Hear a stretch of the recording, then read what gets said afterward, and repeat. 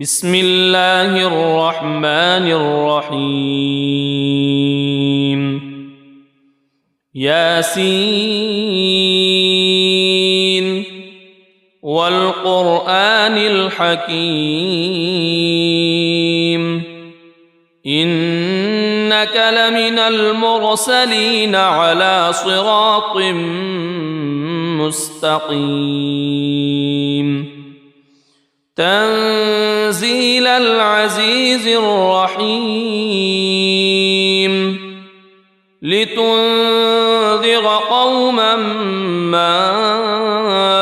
أنذر آباؤهم فهم غافلون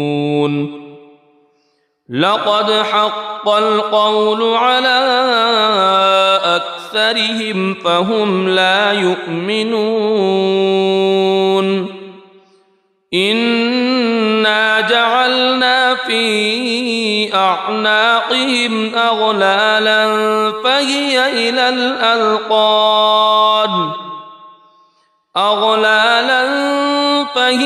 إلى الأذقان فهم مقمحون وجعلنا من بين أيديهم سدا ومن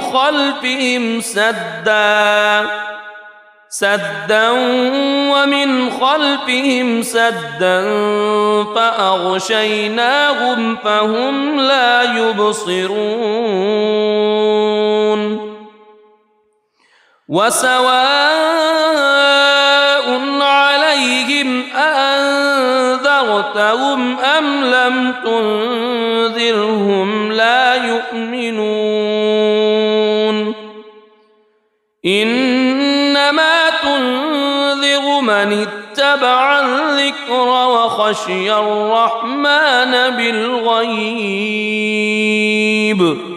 فبشره بمغفرة وأجر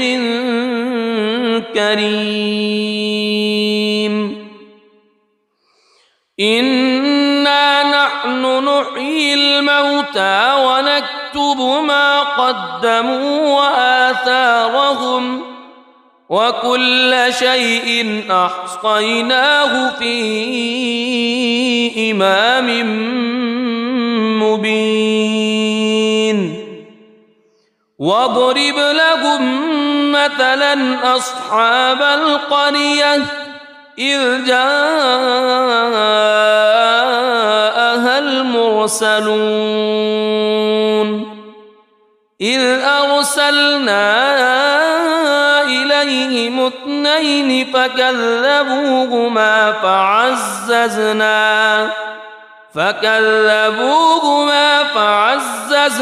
بثالث فقالوا إنا إليكم مرسلون قالوا ما أنتم إلا بشر مثلنا وما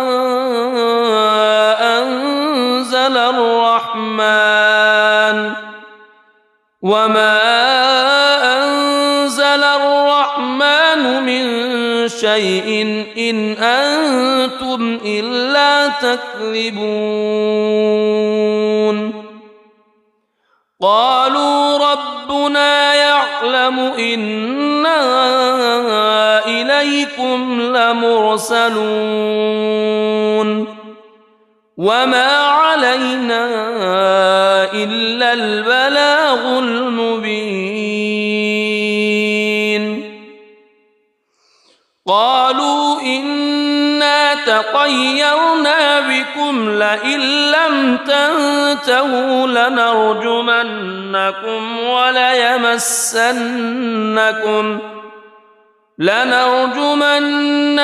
وليمسنكم منا عذاب أليم قالوا طائركم معكم أئن ذكرتم بل أنتم قوم مسرفون وجاء من أقصى المدينة رجل يسعى قال يا قوم اتبعوا المرسلين اتبعوا من لا يسألكم أجرا وهم مهتدون وما لي لا أعبد الذي فطرني وإليه ترجعون أأتخذ من دونه آلهة إن يردني الرحمن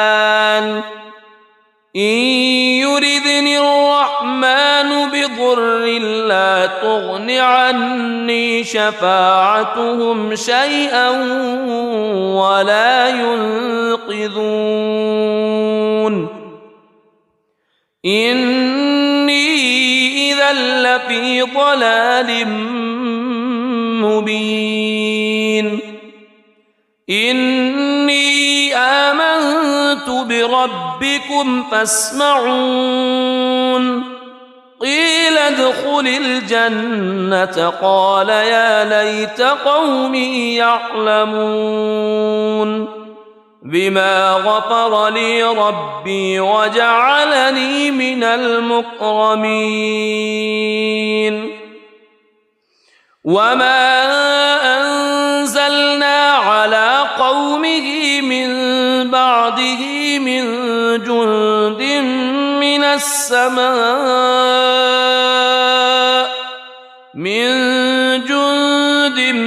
من السماء وما كنا منزلين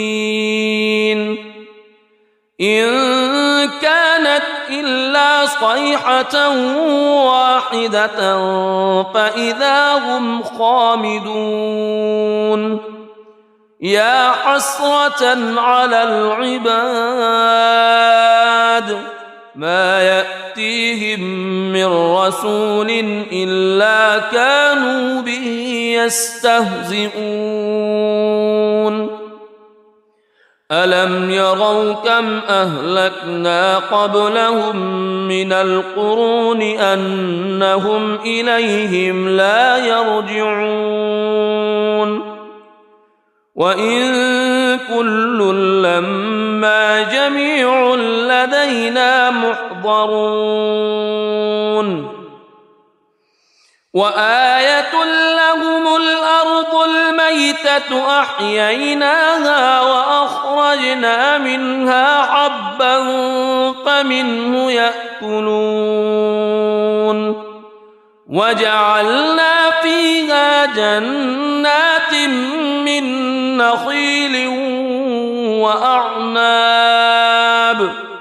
من نخيل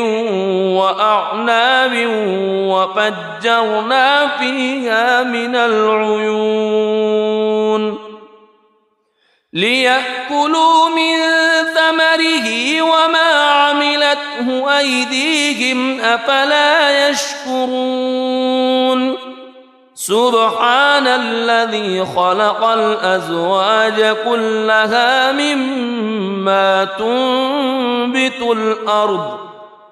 مما تنبت الأرض ومن أنفسهم ومما لا يعلمون وآية لهم الليل نسلخ منه النهار فإذا هم مظلمون والشمس تجري لمستقر لها ذلك تقدير العزيز العليم والقمر قدرناه منازل حتى عاد كالعرجون القديم لا الشمس ينبغي لها أن تدرك القمر ولا الليل سابق النهار وكل في فلك يسبحون وآية لهم أنا حملنا ذريتهم في الفلك المشحون وخلقنا لهم من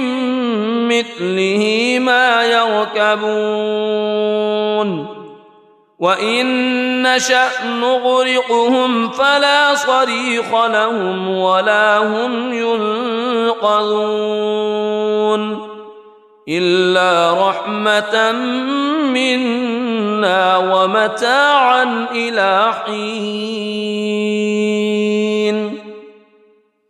وإذا قيل لهم اتقوا ما بين أيديكم وما خلفكم لعلكم ترحمون وما تأتيهم من آية من آيات ربهم إلا كانوا عنها معرضين وإذا قيل لهم أنفقوا مما رزقكم الله قال الذين كفروا للذين آمنوا أنطعم من لو يشاء الله أطعمه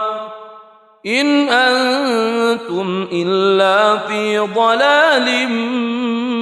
مبين ويقولون متى هذا الوعد إن كنتم صادقين ما ينظرون إلا صيحة واحدة تأخذهم وهم يخصمون فلا يستطيعون توصية ولا إلى أهلهم يرجعون ونفخ في الصور فإذا هم من الأجداث إلى ربهم ينسلون قالوا يا ويلنا من بعثنا من مرقدنا هذا ما وعد الرحمن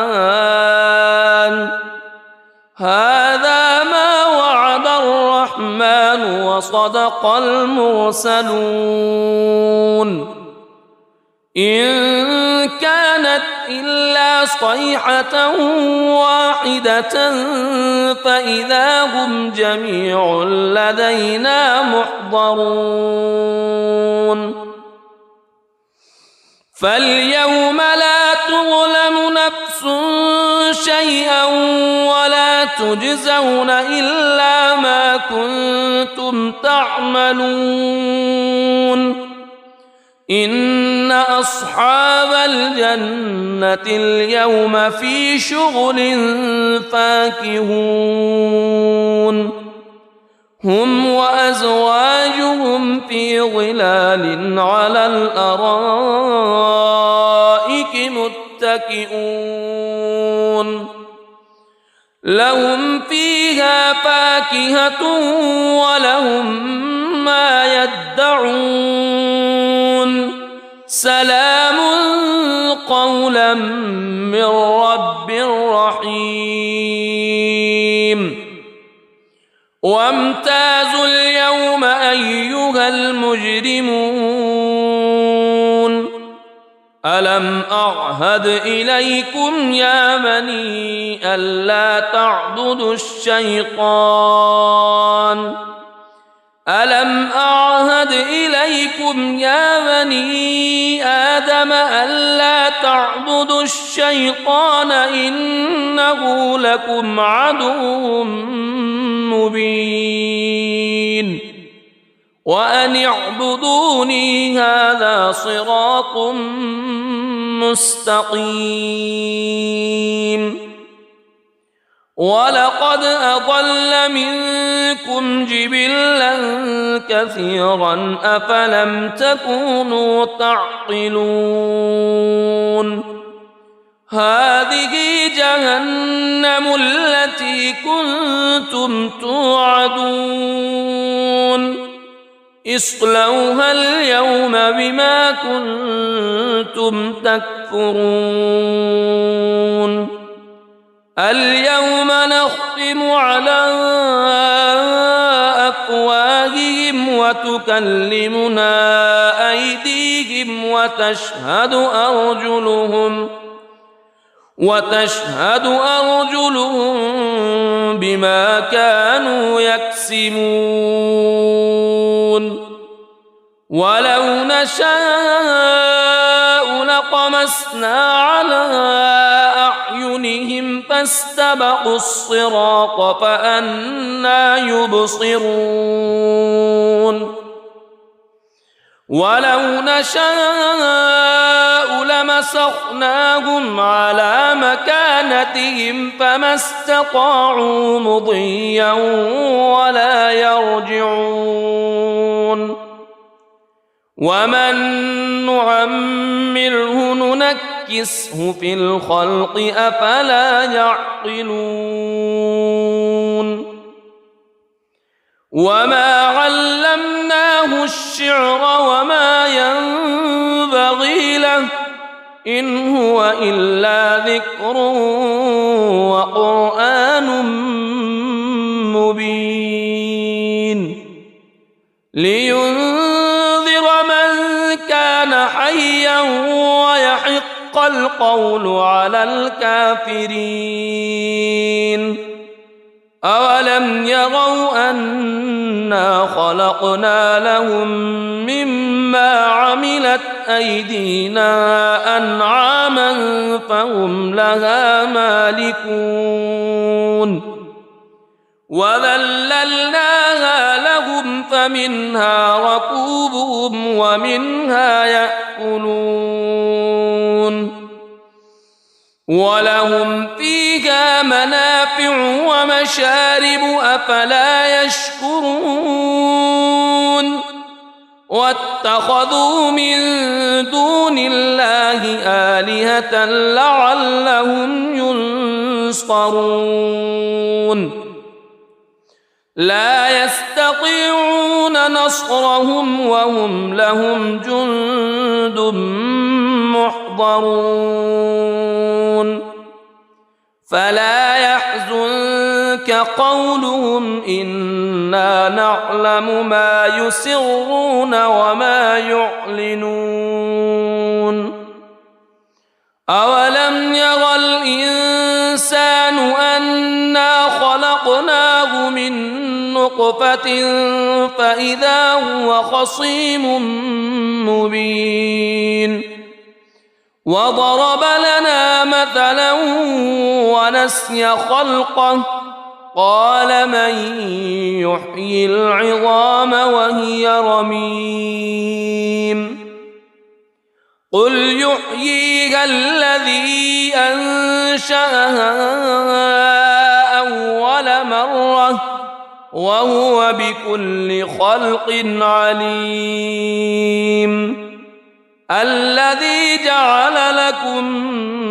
من الشجر الأخضر نارا فإذا أنتم منه توقدون أوليس الذي خلق السماوات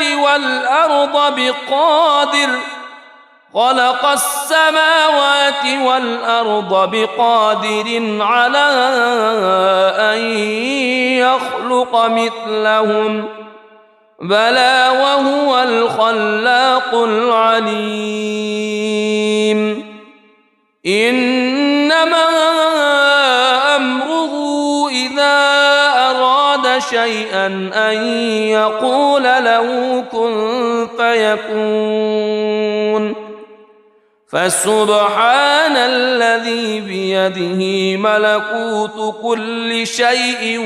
وإليه ترجعون بسم الله الرحمن الرحيم الرحمن علم القرآن خلق الإنسان علمه البيان الشمس والقمر بحسبان والنجم والشجر يسجدان والسماء رفعها ووضع الميزان ألا تطغوا في الميزان وأقيموا الوزن بالقسط ولا تخسروا الميزان والأرض وضعها للأنام فيها فاكهة والنخل ذات الأكمام والحب ذو العصف والريحان فبأي آلاء ربكما تكذبان خلق الإنسان من صلصال كالفخار وخلق الجان من مارج من نار فبأي آلاء ربكما تكذبان رب المشرقين ورب المغربين فبأي آلاء ربكما تكذبان مرج البحرين يلتقيان بينهما برزخ لا يبغيان فبأي آلاء ربكما تكذبان يخرج منهما اللؤلؤ والمرجان فبأي آلاء ربكما تكذبان وله الجوار المنشآت في البحر كالأعلام فبأي آلاء ربكما تكذبان كل من عليها فان ويبقى وجه ربك ذو الجلال والإكرام فبأي آلاء ربكما تكذبان يسأله من في السماوات والأرض كل يوم هو في شأن فبأي آلاء ربكما تكذبان سنفرغ لكم أيها الثقلان فبأي آلاء ربكما تكذبان يا معشر الجن والإنس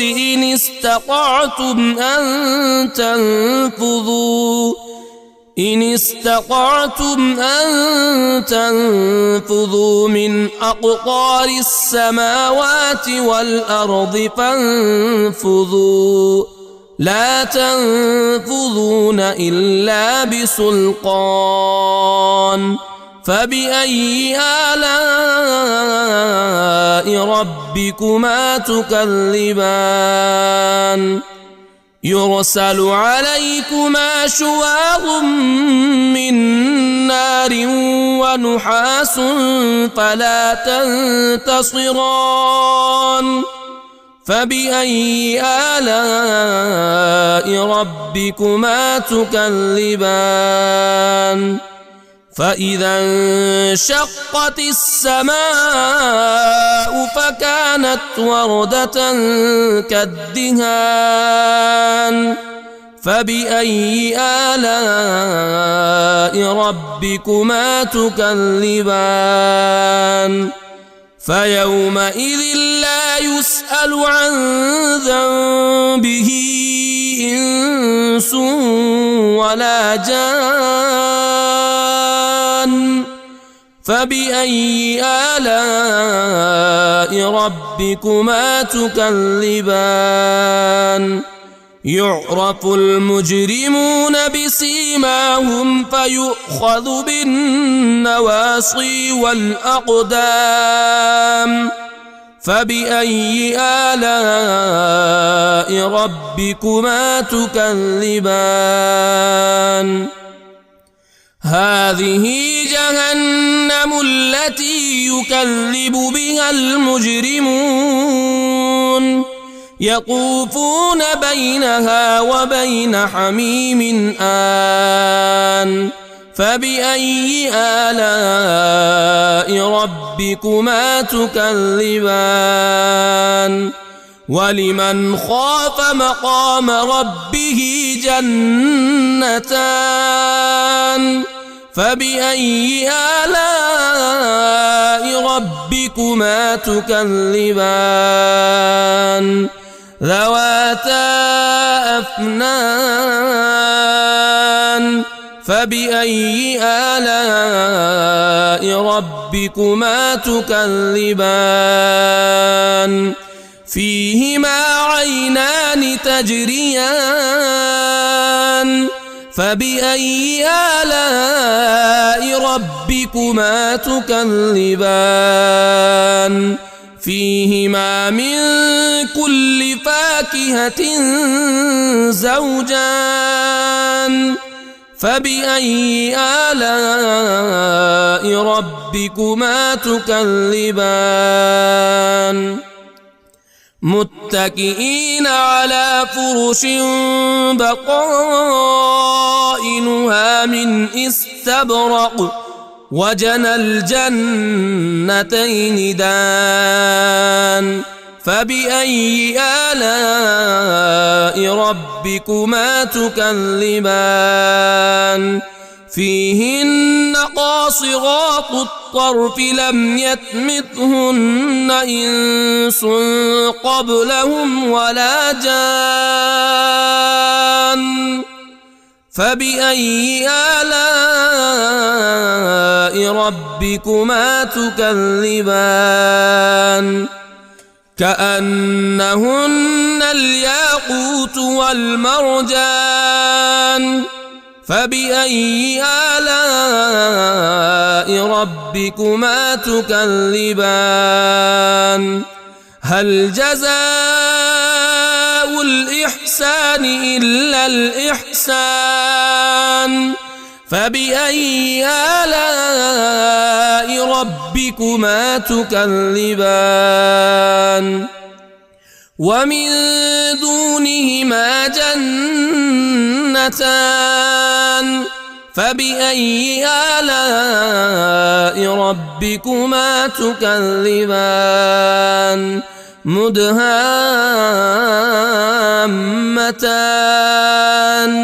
فبأي آلاء ربكما تكذبان فيهما عينان نضاختان فبأي آلاء ربكما تكذبان فيهما فاكهة ونخل ورمان فبأي آلاء ربكما تكذبان فيهن خيرات حسان فبأي آلاء ربكما تكذبان حور مقصورات في الخيام فبأي آلاء ربكما تكذبان لم يطمثهن إنس قبلهم ولا جان فبأي آلاء ربكما تكذبان متكئين على رفرف خضر وعبقري حسان فبأي آلاء ربكما تكذبان تبارك اسم ربك ذي الجلال والإكرام بسم الله الرحمن الرحيم ياسين والقرآن الحكيم إنك لمن المرسلين على صراط مستقيم تنزيل العزيز الرحيم لتنذر قوما ما أنذر آباؤهم فهم غافلون لقد حق القول على أكثرهم فهم لا يؤمنون إنا جعلنا في أعناقهم أغلالا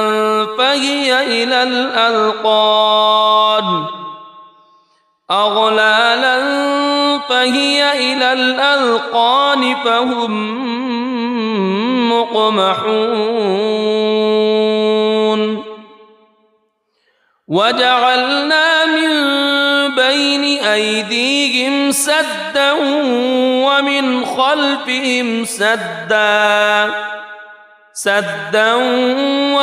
خلفهم سدا فأغشيناهم فهم لا يبصرون وسواء عليهم أأنذرتهم أم لم تنذرهم لا يؤمنون إنما تنذر من اتبع الذكر وخشي الرحمن بالغيب فبشره بمغفرة وأجر كريم إنا نحن نحيي الموتى ونكتب ما قدموا وآثارهم وكل شيء أحصيناه في إمام مبين واضرب لهم مثلا أصحاب القرية إذ جاءها المرسلون إذ أرسلنا إليهم اثنين فكذبوهما فعززنا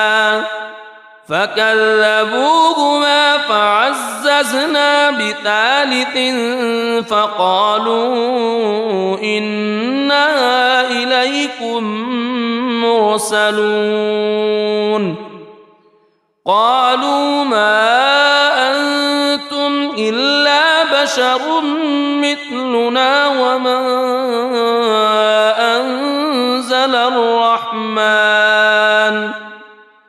وما أنزل الرحمن من شيء إن أنتم إلا تكذبون قالوا ربنا يعلم إنا إليكم لمرسلون وما علينا إلا البلاغ المبين قالوا إنا تطيرنا بكم لئن لم تنتهوا لنرجمنكم وليمسنكم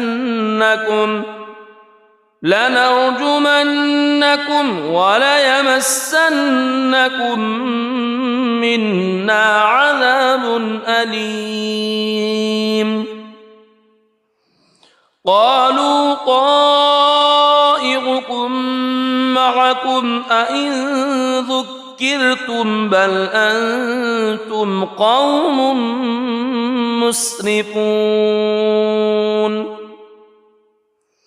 وجاء من أقصى المدينة رجل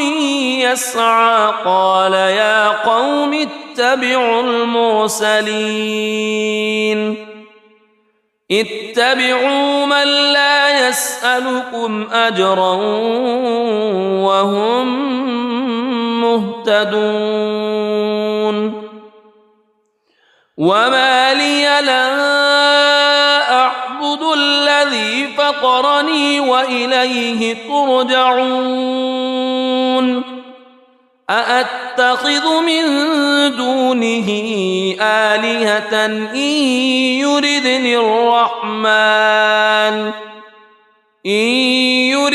الرحمن بضر لا تغن عني شفاعتهم شيئا ولا ينقذون إني إذا لفي ضلال مبين إني آمنت بربكم فاسمعون قيل ادخل الجنة قال يا ليت قومي يعلمون بما غفر لي ربي وجعلني من المكرمين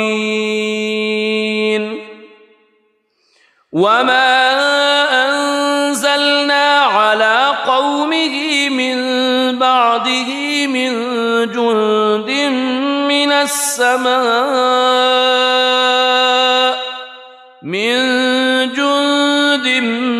من السماء وما كنا منزلين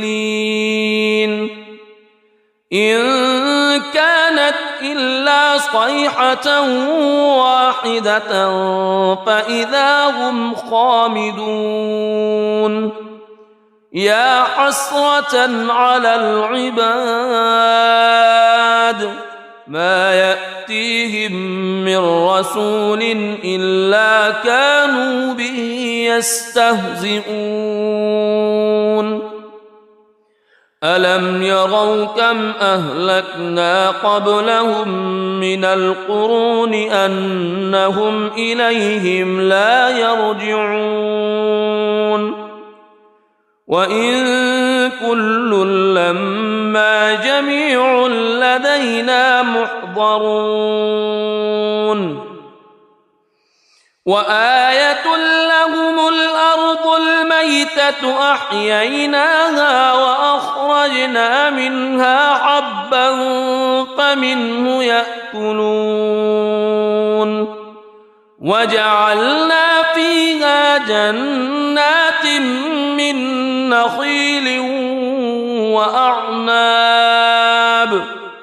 من نخيل وأعناب وفجرنا فيها من العيون ليأكلوا من ثمره وما عملته أيديهم أفلا يشكرون سبحان الذي خلق الأزواج كلها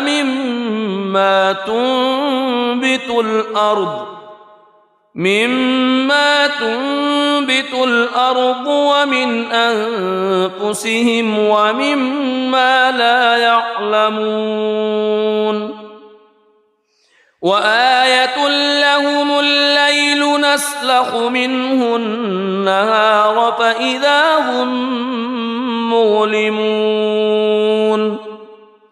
والشمس تجري لمستقر لها ذلك تقدير العزيز العليم والقمر قدرناه منازل حتى عاد كالعرجون القديم لا الشمس ينبغي لها أن تدرك القمر ولا الليل سابق النهار وكل في فلك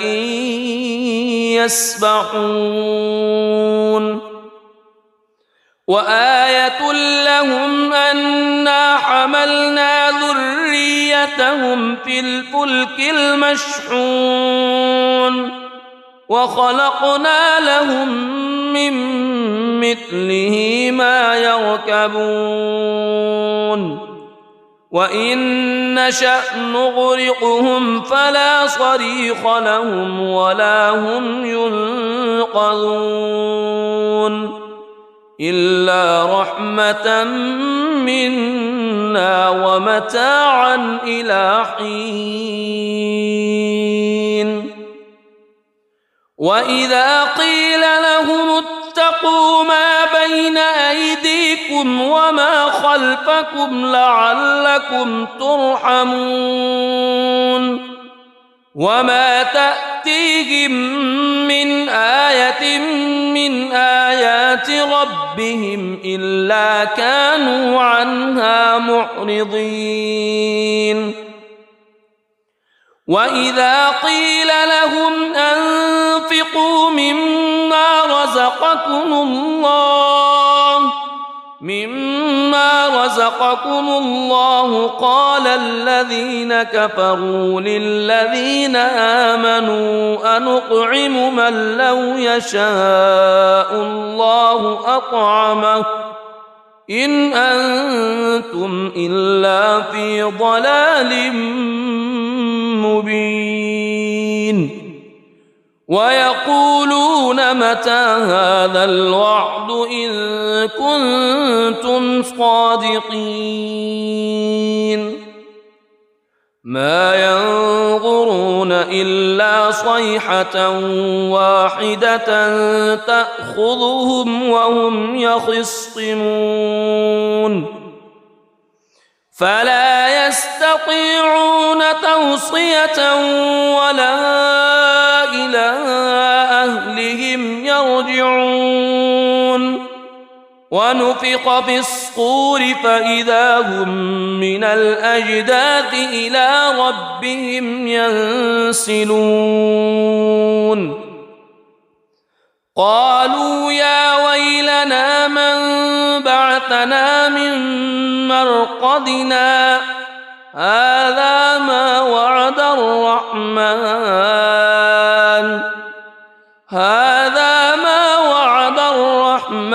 وصدق المرسلون إن كانت إلا صيحة واحدة فإذا هم جميع لدينا محضرون فاليوم لا تظلم نفس شيئا ولا تجزون إلا ما كنتم تعملون إن أصحاب الجنة اليوم في شغل فاكهون هم وأزواجهم في ظلال على الأرائك متكئون لهم فيها فاكهة ولهم ما يدعون سلام قولا من رب رحيم وامتازوا اليوم أيها المجرمون ألم أعهد إليكم يا بني ألا تعبدوا الشيطان ألم أعهد إليكم يا بني آدم ألا تعبدوا الشيطان إنه لكم عدو مبين وأن اعبدوني هذا صراط مستقيم ولقد أضل منكم جبلا كثيرا أفلم تكونوا تعقلون هذه جهنم التي كنتم توعدون اصلوها اليوم بما كنتم تكفرون اليوم نختم على أفواههم وتكلمنا أيديهم وتشهد أرجلهم بما كانوا يكسبون ولو نشاء لطمسنا على أعينهم فاستبقوا الصراط فأنى يبصرون ولو نشاء لمسخناهم على مكانتهم فما استطاعوا مضيا ولا يرجعون ومن نعمره ننكسه في الخلق أفلا يعقلون وما علمناه الشعر وما ينبغي له إن هو إلا ذكر وقرآن مبين لينذر من كان حيا ويحق القول على الكافرين أولم يروا أنا خلقنا لهم مما عملت أيدينا أنعاما فهم لها مالكون وذللناها لهم فمنها ركوبهم ومنها يأكلون ولهم فيها منافع ومشارب أفلا يشكرون واتخذوا من دون الله آلهة لعلهم ينصرون لا يستطيعون نصرهم وهم لهم جند محضرون فلا يحزنك قولهم إنا نعلم ما يسرون وما يعلنون أولم ير الإنسان أنا خلقناه من نطفة فإذا هو خصيم مبين وضرب لنا مثلا ونسي خلقه قال من يحيي العظام وهي رميم قل يحييها الذي أنشأها أول مرة وهو بكل خلق عليم الذي جعل لكم من الشجر الأخضر نارا فإذا أنتم منه توقدون أوليس الذي خلق السماوات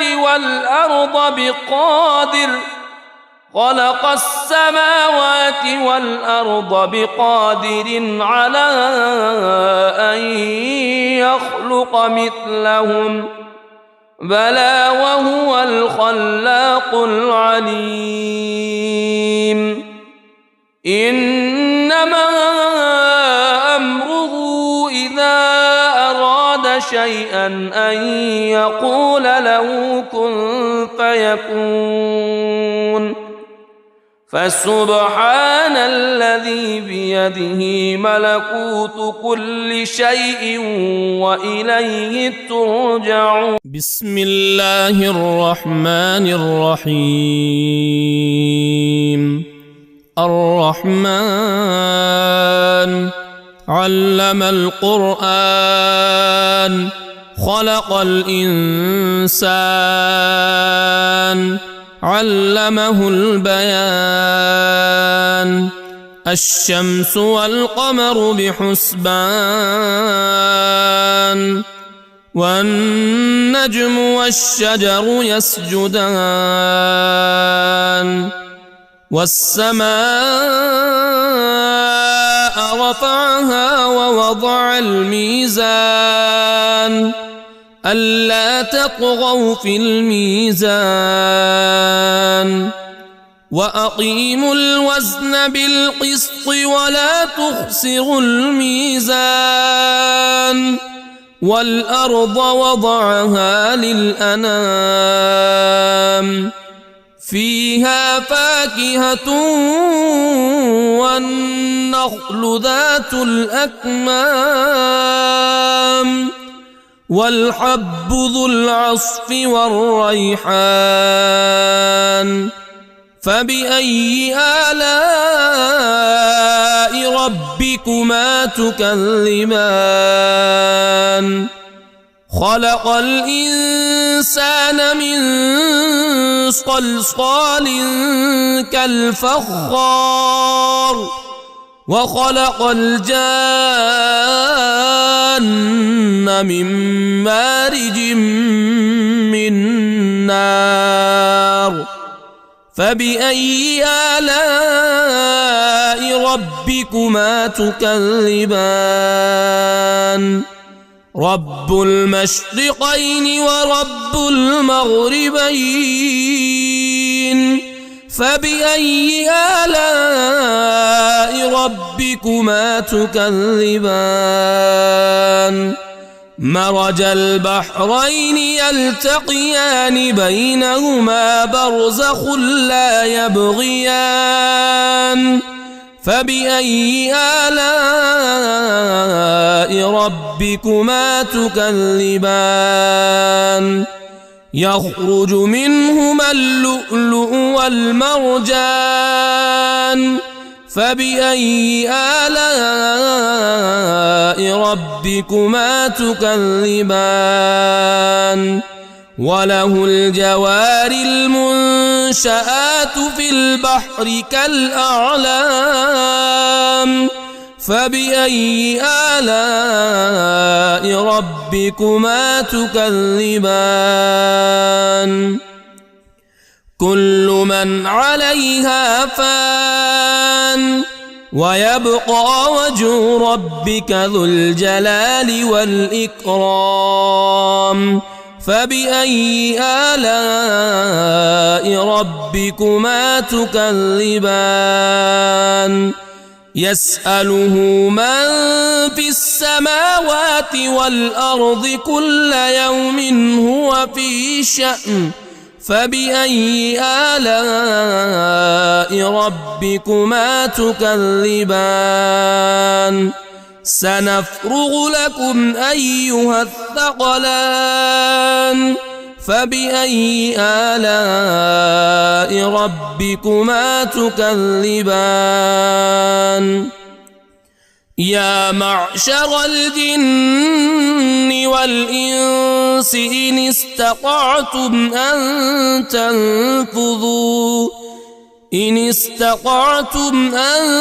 تنفذوا من أقطار السماوات والأرض فانفذوا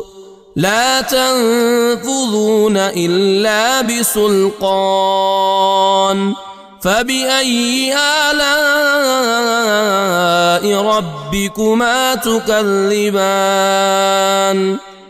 يرسل عليكما شواظ من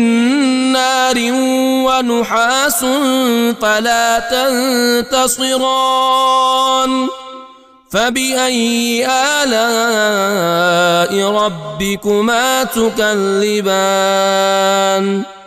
فإذا انشقت السماء فكانت وردة كالدهان فبأي آلاء ربكما تكذبان فيومئذ لا يسأل عن ذنبه إنس ولا جان فبأي آلاء ربكما تكذبان يعرف المجرمون بسيماهم فيؤخذ بالنواصي والأقدام فبأي آلاء ربكما تكذبان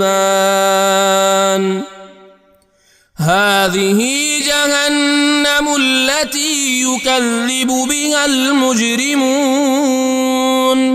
يطوفون بينها وبين حميم آن فبأي آلاء ربكما تكذبان ولمن خاف مقام ربه جنتان فبأي آلاء ربكما تكذبان ذواتا أفنان فبأي آلاء ربكما تكذبان فيهما عينان تجريان فبأي آلاء ربكما تكذبان فيهما من كل فاكهة زوجان فبأي آلاء ربكما تكذبان متكئين على فرش بطائنها من استبرق وجنى الجنتين دان فبأي آلاء ربكما تكذبان فيهن قاصرات الطرف لم يطمثهن إنس قبلهم ولا جان فبأي آلاء ربكما تكذبان كأنهن الياقوت والمرجان فبأي آلاء ربكما تكذبان هل جزاء الإحسان إلا الإحسان فبأي آلاء ربكما تكذبان ومن دونهما جنتان فبأي آلاء ربكما تكذبان مدهامتان فبأي آلاء ربكما تكذبان فيهما عينان نضاختان فبأي آلاء ربكما تكذبان فيهما فاكهة ونخل ورمان فبأي آلاء ربكما تكذبان فيهن خيرات حسان فبأي آلاء ربكما تكذبان حور مقصورات في الخيام فبأي آلاء ربكما تكذبان لم يطمثهن إنس قبلهم ولا جان فبأي آلاء ربكما تكذبان متكئين على رفرف خضر وعبقري حسان فبأي آلاء ربكما تكذبان تبارك اسم ربك ذي الجلال والإكرام بسم الله الرحمن الرحيم ياسين والقرآن الحكيم إنك لمن المرسلين على صراط مستقيم تنزيل العزيز الرحيم لتنذر قوما ما أنذر آباؤهم فهم غافلون لقد حق القول على أكثرهم فهم لا يؤمنون إنا جعلنا في أعناقهم أغلالا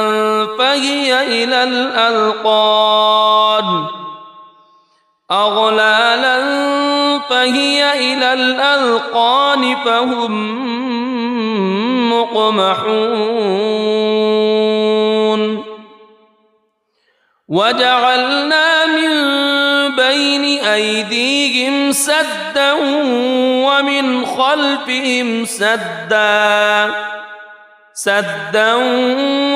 خلفهم سدا فأغشيناهم فهم لا يبصرون وسواء عليهم أأنذرتهم أم لم تنذرهم لا يؤمنون إنما تنذر من اتبع الذكر وخشي الرحمن بالغيب فبشره بمغفرة وأجر كريم إنا نحن نحيي الموتى ونكتب ما قدموا وآثارهم وكل شيء أحصيناه في إمام مبين واضرب لهم مثلا أصحاب القرية إذ جاءها المرسلون إذ أرسلنا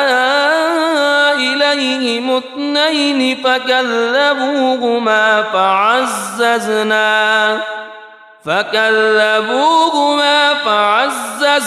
بثالث فقالوا إنا إليكم مرسلون قالوا ما أنتم إلا بشر مثلنا وما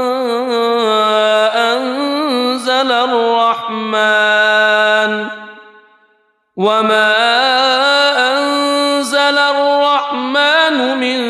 شيء إن أنتم إلا تكذبون قالوا ربنا يعلم يعلم إنا إليكم لمرسلون وما علينا إلا البلاغ المبين قالوا إنا تطيرنا بكم لئن لم تنتهوا لنرجمنكم وليمسنكم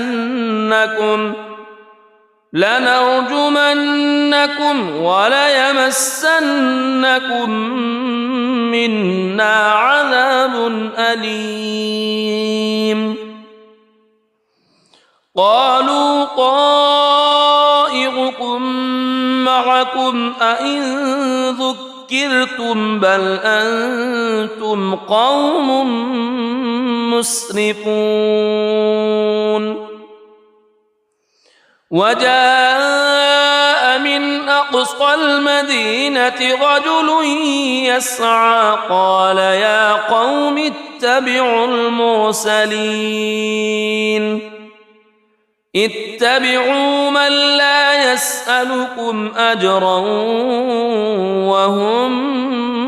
مهتدون وما لي لا أعبد الذي فطرني وإليه ترجعون أأتخذ من دونه آلهة إن يردني الرحمن بضر لا تغن عني شفاعتهم شيئا ولا ينقذون إني إذا لفي ضلال مبين إني آمنت بربكم فاسمعون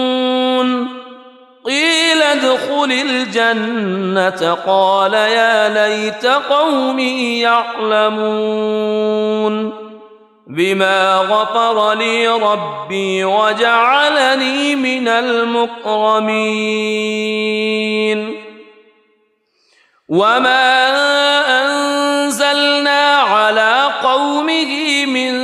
بعده من جند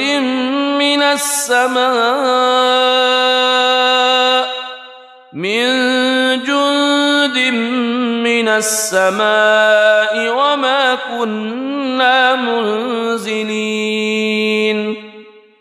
إن كانت إلا صيحة واحدة فإذا هم خامدون يا حسرة على العباد ما يأتيهم من رسول إلا كانوا به يستهزئون ألم يروا كم أهلكنا قبلهم من القرون أنهم إليهم لا يرجعون وإن كل لما جميع لدينا محضرون وآية لهم الأرض الميتة أحييناها وأخرجنا منها حبا فمنه يأكلون وجعلنا فيها جنات من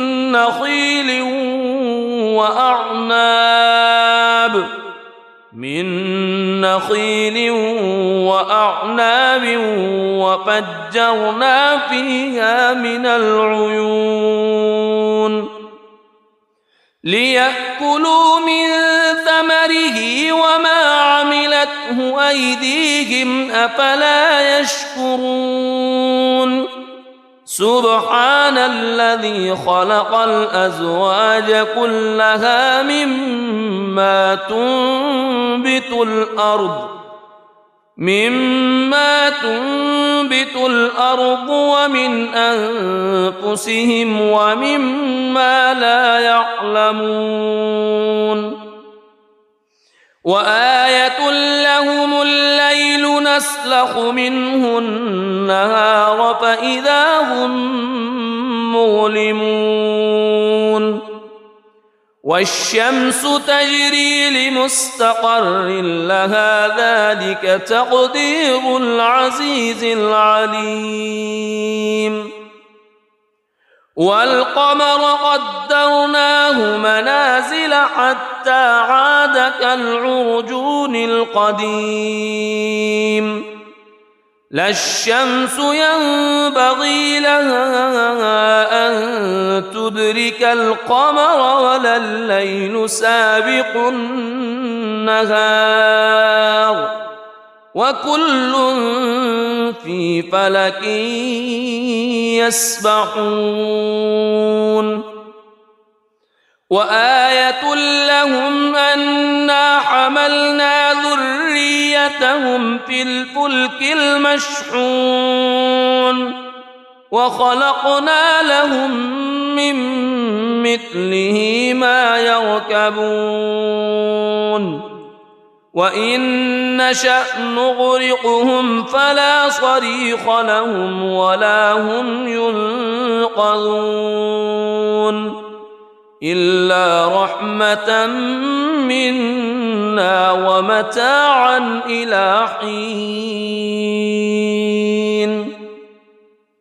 وإذا قيل لهم اتقوا ما بين أيديكم وما خلفكم لعلكم ترحمون وما تأتيهم من آية من آيات ربهم إلا كانوا عنها معرضين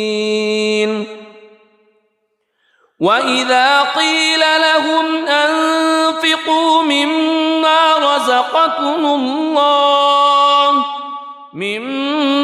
رزقكم الله قال الذين كفروا للذين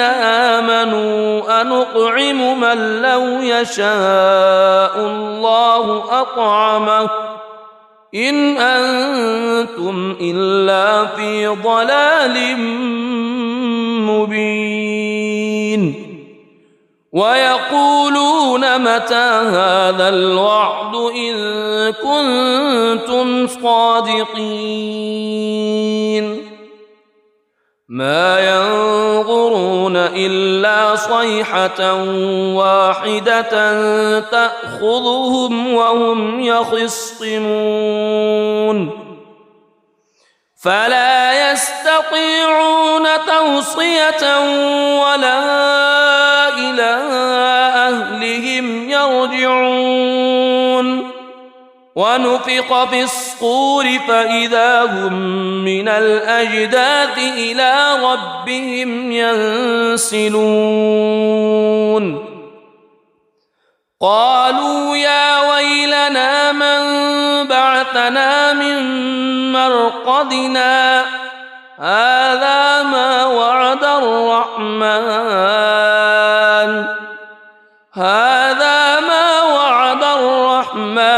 وصدق المرسلون إن كانت إلا صيحة واحدة فإذا هم جميع لدينا محضرون فاليوم لا تظلم نفس شيئا ولا تجزون إلا ما كنتم تعملون إن أصحاب الجنة اليوم في شغل فاكهون هم وأزواجهم في ظلال على الأرائك متكئون لهم فيها فاكهة ولهم ما يدعون سلام قولا من رب رحيم وامتازوا اليوم أيها المجرمون ألم أعهد إليكم يا بني ألا تعبدوا الشيطان ألم أعهد إليكم يا بني آدم ألا تعبدوا الشيطان إنه لكم عدو مبين وأن اعبدوني هذا صراط مستقيم ولقد أضل منكم جبلا كثيرا أفلم تكونوا تعقلون هذه جهنم التي كنتم توعدون اصلوها اليوم بما كنتم تكفرون اليوم نختم على أفواههم وتكلمنا أيديهم وتشهد أرجلهم بما كانوا يكسبون ولو نشاء لطمسنا على أعينهم فاستبقوا الصراط فأنى يبصرون ولو نشاء لمسخناهم على مكانتهم فما استطاعوا مضيا ولا يرجعون ومن نعمره ننكسه في الخلق أفلا يعقلون وما علمناه الشعر وما ينبغي له إن هو إلا ذكر وقرآن مبين لينذر من كان حيا ويحق القول على الكافرين أولم يروا أنا خلقنا لهم مما عملت أيدينا أنعاما فهم لها مالكون وذللناها لهم فمنها ركوبهم ومنها يأكلون ولهم فيها منافع ومشارب أفلا يشكرون واتخذوا من دون الله آلهة لعلهم ينصرون لا يستطيعون نصرهم وهم لهم جند محضرون فلا يحزنك قولهم إنا نعلم ما يسرون وما يعلنون أولم يرى الإنسان أنا خلقناه من نطفة فإذا هو خصيم مبين وضرب لنا مثلا ونسي خلقه قال من يحيي العظام وهي رميم قل يحييها الذي أنشأها أول مرة وهو بكل خلق عليم الذي جعل لكم من الشجر الأخضر نارا فإذا أنتم منه توقدون أوليس الذي خلق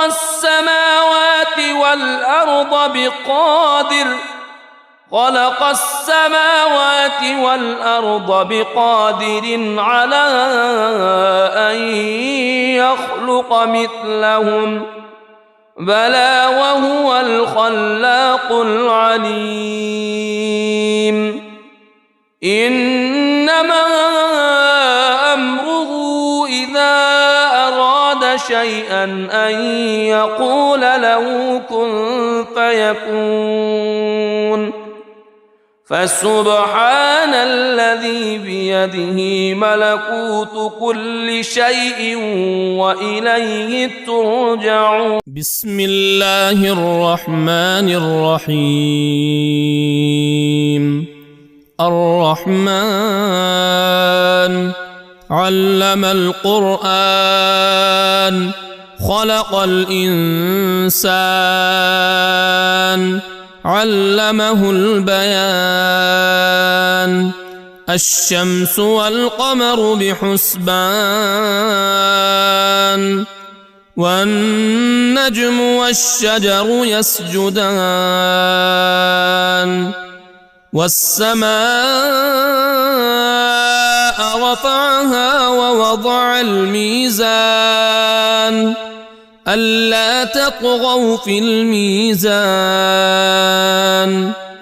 وأقيموا الوزن بالقسط ولا تخسروا الميزان والأرض وضعها للأنام فيها فاكهة والنخل ذات الأكمام والحب ذو العصف والريحان فبأي آلاء ربكما تكذبان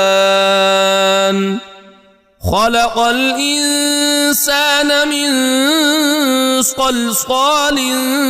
كالفخار وخلق الجان من مارج من نار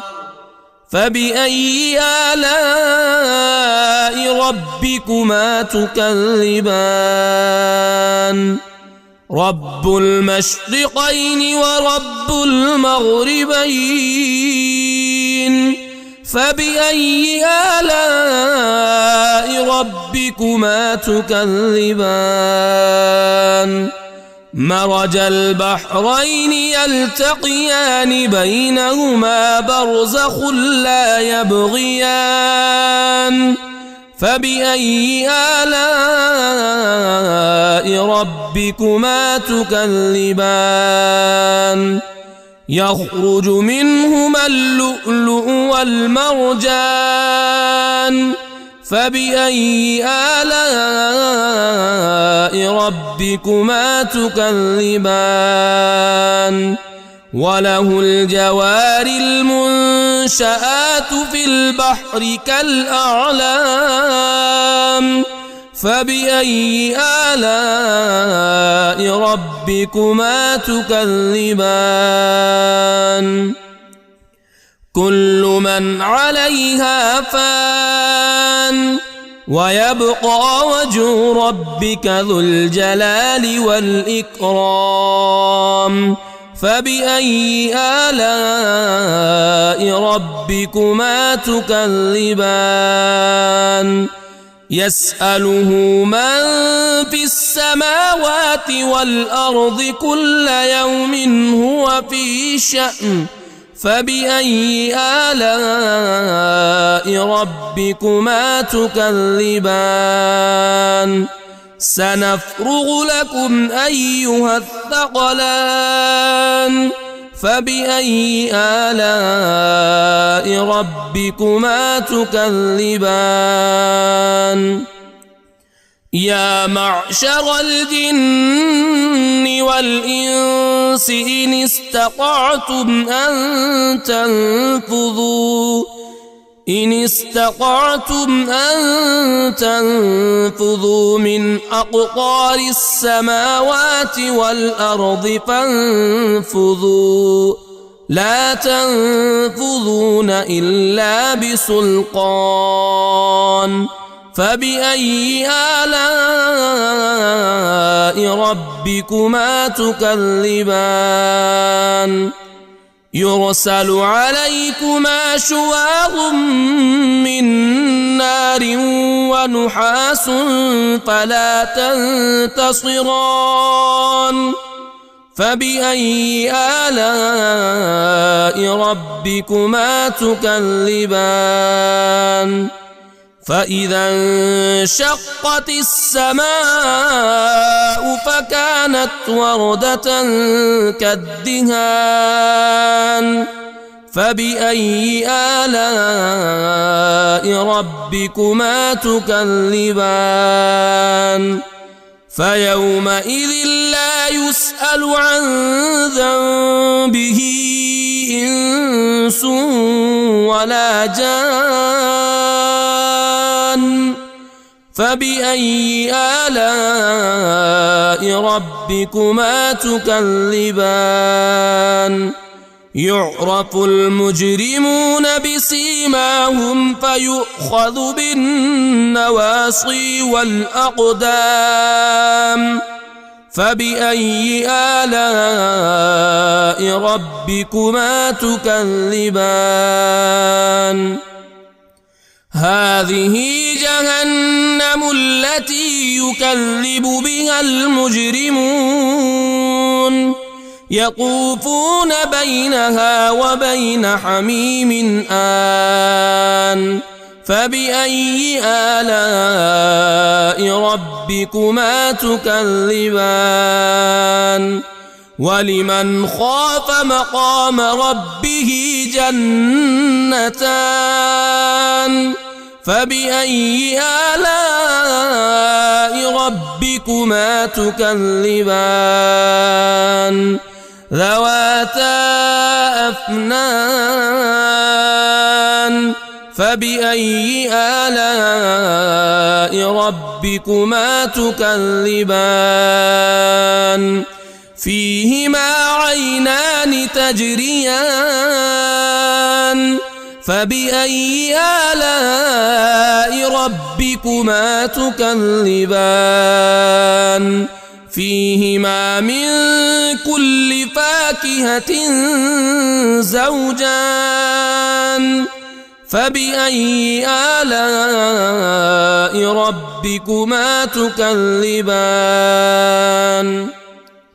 متكئين على فرش بطائنها من استبرق وجنى الجنتين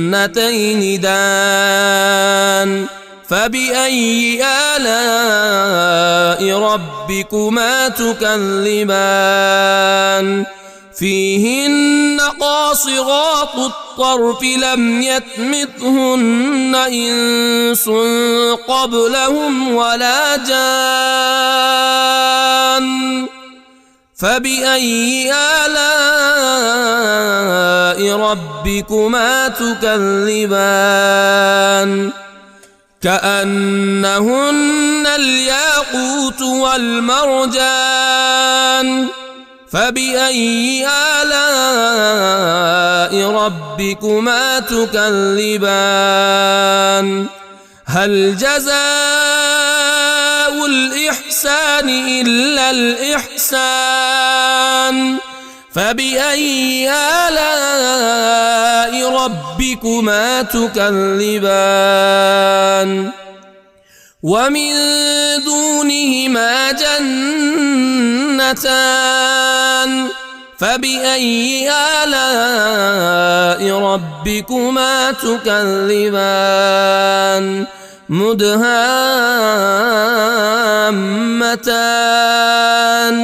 فبأي آلاء